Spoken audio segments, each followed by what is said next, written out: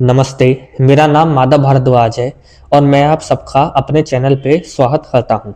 आज का जो हमारा टॉपिक है वो है हमारा जन्म कुंडली का प्रथम भाव, फर्स्ट हाउस। क्यों वो इतना इम्पोर्टेंट होता है? आपने हमेशा ये बात सुनी होगी कि जन्म कुंडली के प्रथम भाव का और उसके मालिक का अच्छे प्लेसमेंट पे होना बहुत ज़्यादा अनिवार्य है। यदि ये नहीं हो पाता तो हमारे जन्म कुंडली में बहुत से बनने वाले जो अच्छे अच्छे कॉम्बिनेशन होते हैं, राजयोग होते हैं, वो भी फलीभूत नहीं हो पाते। तो आज हम इसी बात को डिकोड करने वाले हैं कि आखिर ऐसे कौन से रीजंस होते हैं कि हमारा जन्म कुंडली का प्रथम भाव स्ट्रांग होना बहुत ज़्यादा नेसेसरी होता है। तो मैं आप सबको इसे आसान सी भाषा में समझाने की कोशिश करूंगा।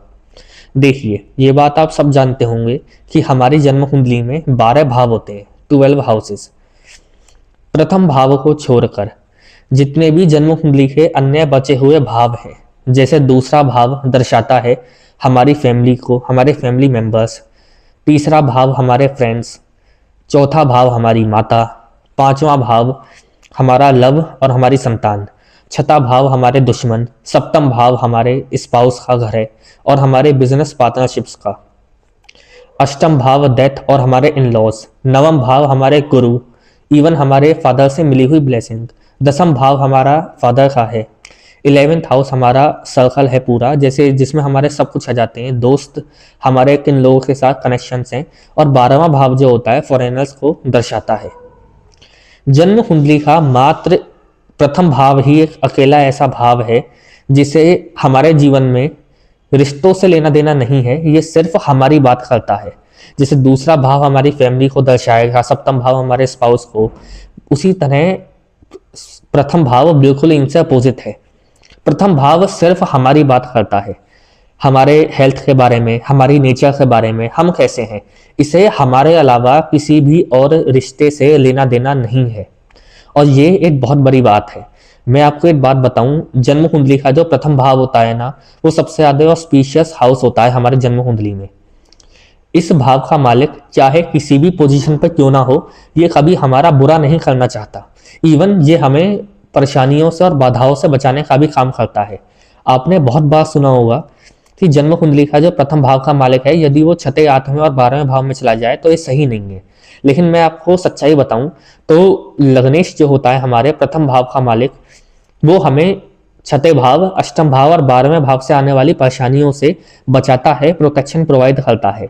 और यही सब करने में उसकी बहुत ज़्यादा स्ट्रेंथ जो है कम हो जाती है इन भावों में। लेकिन जन्म कुंडली का प्रथम भाव का स्वामी और वो भाव एक अकेला एक ऐसा भाव है पूरी जन्म कुंडली में जो हमारे लिए सबसे ज़्यादा ऑस्पिशियस है। जन्म कुंडली का जो प्रथम भाव होता है ना, वो केंद्र भी है और त्रिकोण भी है, और ये अपने आप में बहुत ज़्यादा ऑस्पिशियस और बहुत बड़ी बात है।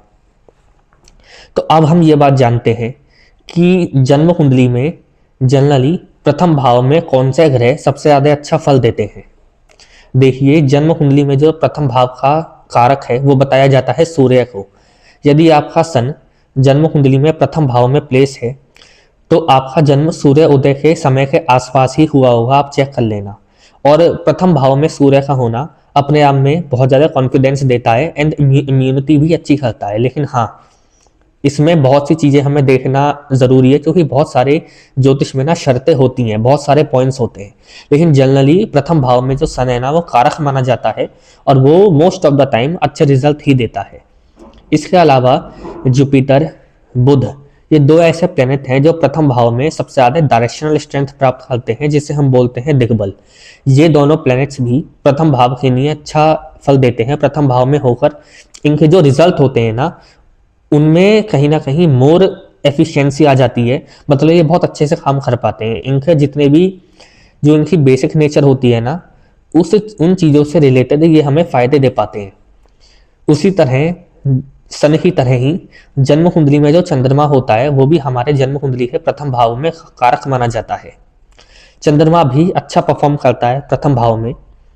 बस शर्त यह है कि चंद्रमा को अच्छा पक्ष बल प्राप्त हो रहा हो, वो पूर्णिमा के पास का हो या आसपास का हो, या फिर वो किसी बहुत अच्छी राशि में प्लेस हो। और जो ग्रह बहुत अच्छा प्रथम भाव में परफॉर्म नहीं कर पाते हैं, उनमें से एक सबसे पहले ग्रह हैं शनिदेव। शनि देव के लिए प्रथम भावना मरणकरण स्थान बोला जाता है।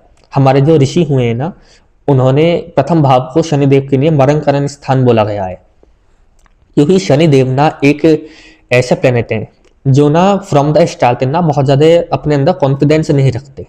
जहाँ सूर्य हमारा इम्यूनिटी का कारक था ना, वो इम्यूनिटी को दर्शाता था, वो मेडिसिन को दर्शाता था, उसी प्रकार उसके दूसरी तरफ शनि देव हमारे जीवन में आने वाली परेशानियों को, दुख को और कहीं ना कहीं बीमारियों को दर्शाते हैं।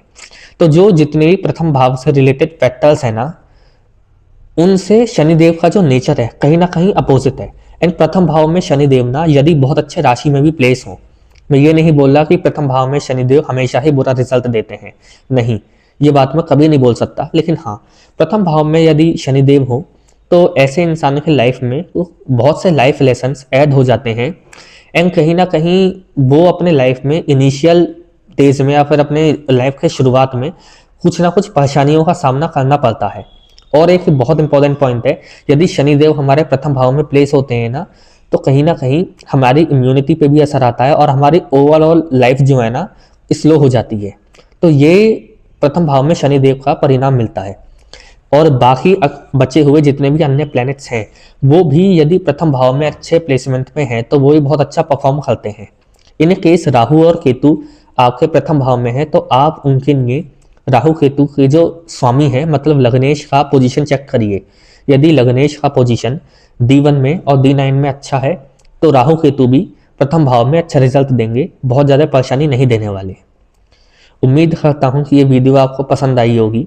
और हमारा जो नेक्स्ट टॉपिक होगा वो है हमारी जन्म कुंडली का दूसरा भाव और उसकी इम्पोर्टेंस।